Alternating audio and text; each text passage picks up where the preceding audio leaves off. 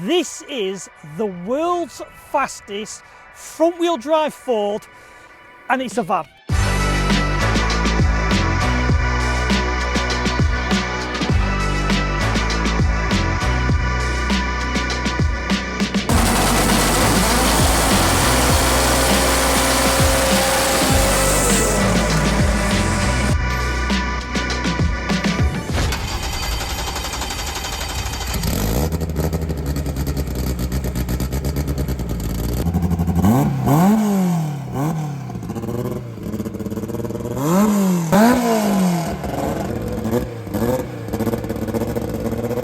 So as you can see, this isn't just an ordinary Escort van. There's a lot of time, a lot of energy, and a lot of fun's gone into the full development of this car. So let's grab the camera, let's have a walk around and show a bit of detail. This engine is an absolute masterpiece of what can be done with a bit of determination, obviously a lot of money and some time. Because obviously this is the ST170, commonest engine, I suppose, kind of a derivative of the Z-Tech, with this humongous turbo down there, as you can see, with the lovely air intake. It's mad to think this makes 1100 horsepower and will do 8, 7 and trap at 160, 170 mile an hour. This is the mechanical fuel pump. The reason why they use mechanical fuel pumps are they are run off the cam. So what that means is, if the voltage ever drops, the engine won't be starved of fuel, because if the cam's turning, the fuel is already pumping as well. Bit of a safety thing, plus they can pump humongous amounts of fuel. Obviously, wonderful exhaust, and as you can see, all the methanol spraying out. Then down there, you've obviously got the clutch slipper. What that means is you can dial in the clutch, so you're not basically dumping the clutch and spinning the tyres. There's a little pressure knob there which you can turn to dial in. So what that does is, it kind of, as you release the clutch, it will slowly come off, and then you can tell it so it goes fast. You can dial in your launches. It's a van, it's cool, I love it. So let's get inside and show you some details in here. Moving inside, the fuel tech looks outstanding. That there is the full ECU dash, the full workings in that small little package. And this is obviously the gear shifter they use, which obviously has the strain gauge for flat shifting, but it is just a work van, nothing more. And it is, to be fair, a little bit heavier than what I expected. And then obviously, as it had to be, the sign writing on the side, wild. It's funny, it's so funny. This van makes me smile every time I see it out. It's the kind of the, I won't say the underdog, it's the unexpected. Look at this, I nearly fell over then, this is wild on here. Amazing van, mate, I've known you for a few years. I don't know a lot about this van, of why, and again, a lot of people are going to ask, why did you do a van? So let's start at the very beginning. Why did you start drag racing, and where did you start with a van? Why? I was sick of driving vans. Right. Asked Chris, I was a bit of an idiot on the road. So I had a rear-engined Mark IV Escort, which Chris built, and Graham, and it became undrivable. So I was like, nope, don't need that. So I left it in my garage for about 3 years, never touched it. My friend had this van, John Ledley, and he wanted my Escort and I wanted his van. So we did the deal, no qualms, we'll just swap. I went and picked it up from his house. My Escort weren't running right, and this had a knackered head gasket. So I dropped it straight at Chris and Graham's, and we was like, let's see what we can do. No, I'm not a big Ford guys, you know. So is it a Z-Tech you ran it then back then, or is it? Yeah, it was a silver top Z-Tech. Right. And it was about 400 horse, and I drove it on the road, and we brought it here once, and we decided to see how far we could go after it was absolutely shite here. Right, okay. So that was when we were like, what can we do? So Chris and Graham asked what power I wanted. I said 700 horse or wheel spinning top gear. Okay. It did both the first time it went on a dyno. Right. It did 670 horse, and it did like the tyres in fifth. So I brought it here, and all they ever wanted to do was do a 10, and then I'm going to carry on with it on the road. And the bug got you? It did a 10 the first day out. When it did a 10, it was like, I reckon we could try for a 9. A year later, we did do the 9 at door slammers on a completely standard box. We got to 9.8 with standard boxes, and was like, we were doing them every weekend. Okay. Every event, the box were dead. So that was when we went to this setup, which is the O2Q dog box, and we thought we'll push for an 8. That did take a lot more work, but they did come a year later again. So you've had good progression every year, going Good builds and good progression. A second off every year, which is good progression. A lot of work, Yeah. a lot of work, but yeah, good progression. So what are we on now? Are we still, so power-wise, we're thinking 4 digits-ish? Oh, we're 1100 horse-ish. Oh, right, okay. The fuel measures through the fuel tech, and that comes back around 1100 horse if you work it back. Anyone can say numbers, we've only seen 7,500 on a dyno, but since then, we're 35 mile an hour quicker. It makes sense, you can see the power increase. Yeah.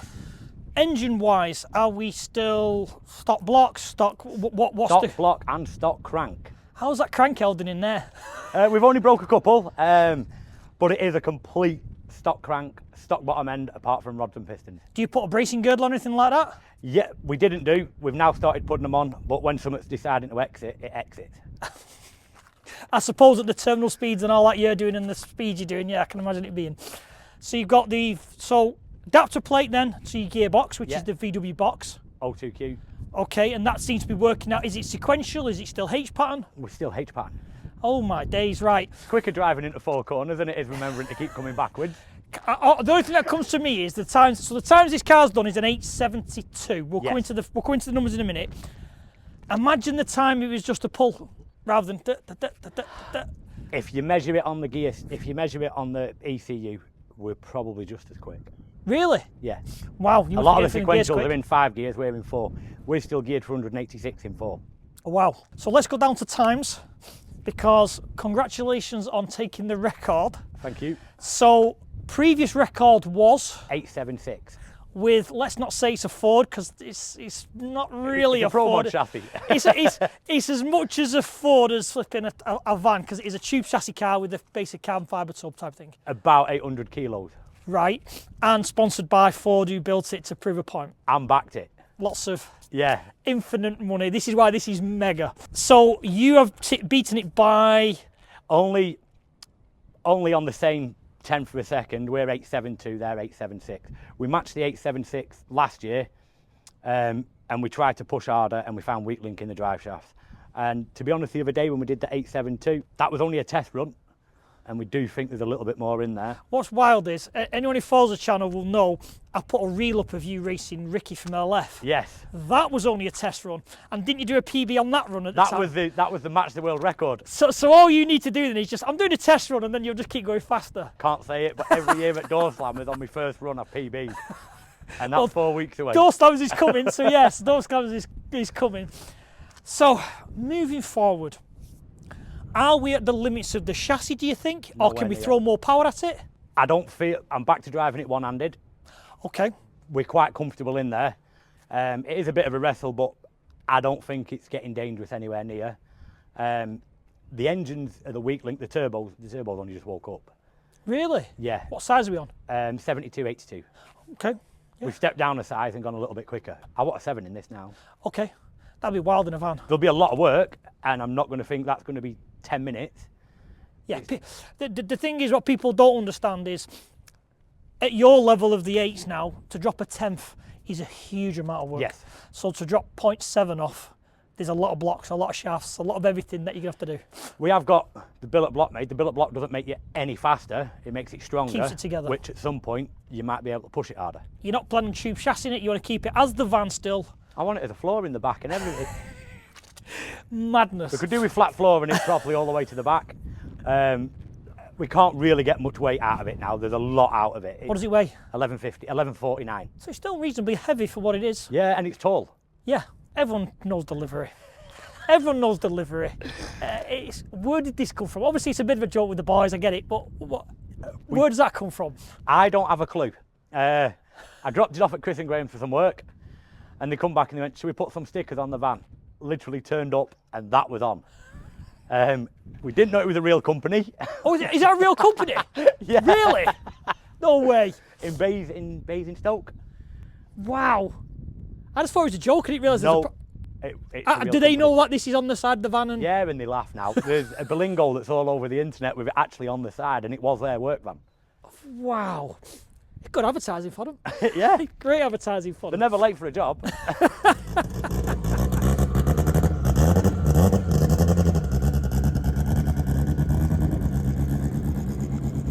So if anyone who's been to Santa Pod will know the clean-up after rain can take a good amount of time. And now I'm stood up, now probably just after half track. Let me explain why, because even it's blown my head off a little bit. So you can even see the amount of tyre rubber at half track. I'm near the 1,000 foot mark.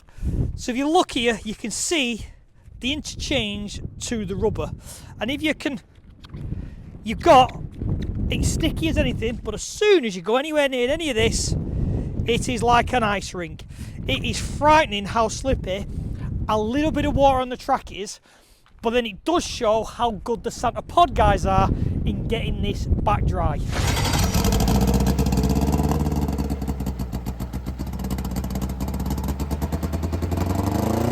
So we at Door Slammers 2025 with the van. We're hoping to go faster, we're hoping to better that world record. So follow this journey with us to see whether it can do that. And by the end of the video, we've got another world record. They've just put brand new slicks on, they've given it a full once over. Let's follow it down. Let's see if Teddy's, when he always does a practice run and doesn't go for it, he hits PBs. Let's see what he is.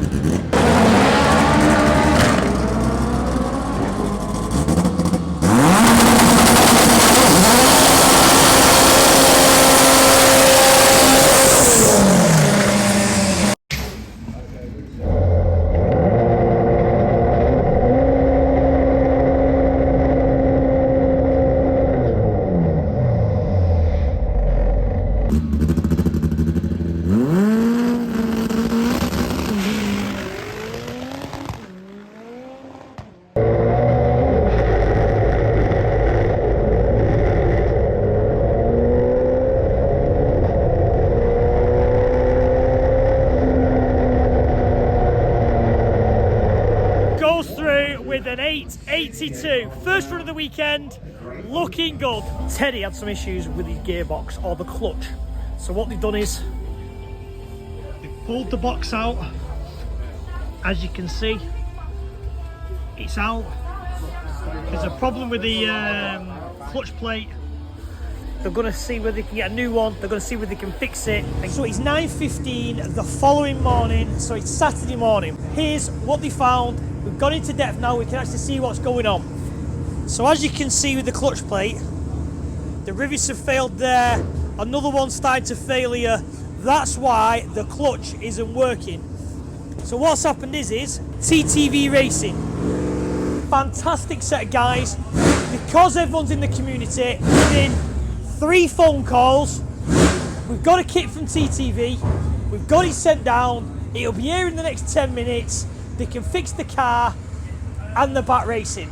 So what an adventure that's going to be. The guys have worked really hard.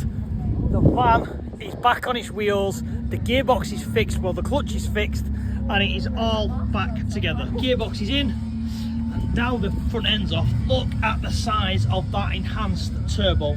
It is massive.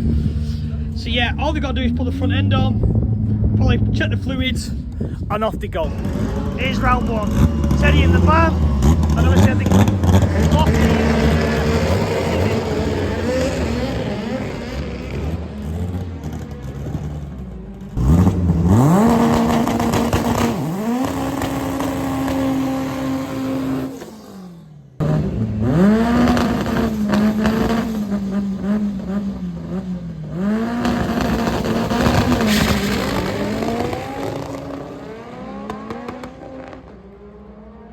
down a bit on time, ran at 9.1, but it's a brand new clutch as we've seen. Could be just that he's slipping a little bit. We'll see how the day pans out.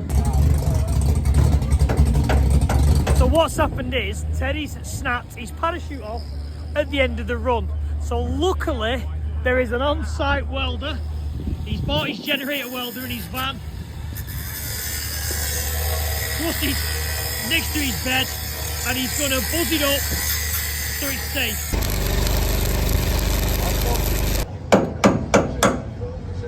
So we're out for the next round. We've just toned it down. We have, I don't want to say an easy race because nothing's an easy race, we have the Uno Turbo to take next. Anything can go wrong. Who knows what's going to happen? Fingers crossed Teddy will proceed on.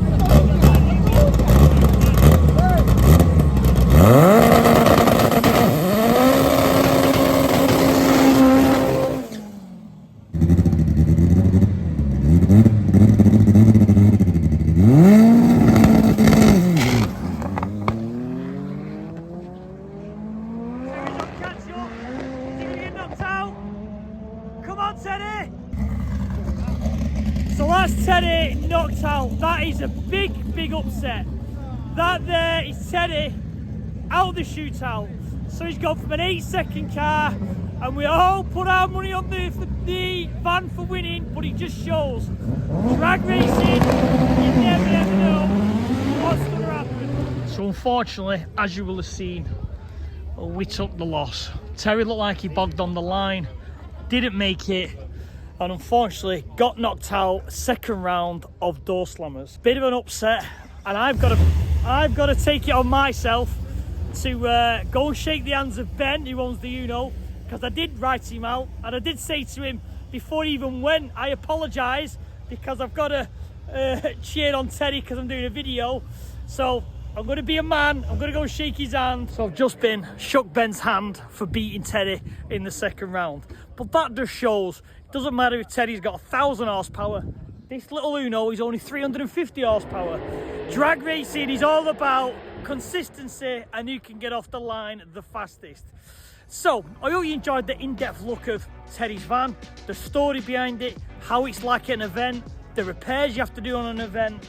Been an interesting journey to follow Terry with his full story. So I'll sign this one off, guys. Take care, and I'll see you all on the next video.